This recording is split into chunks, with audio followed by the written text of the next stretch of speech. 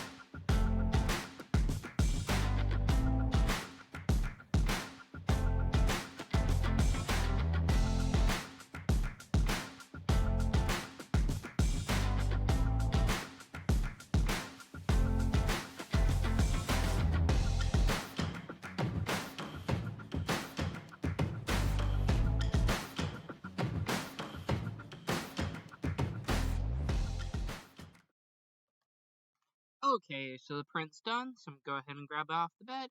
As I said in the intro, this is a print in place helicopter. When you're taking off the bed, just be careful that you don't break the propellers.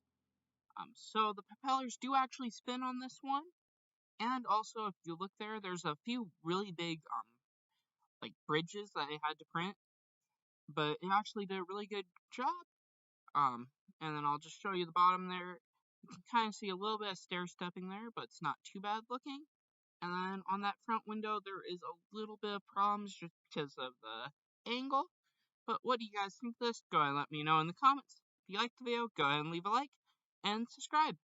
Thank you for watching.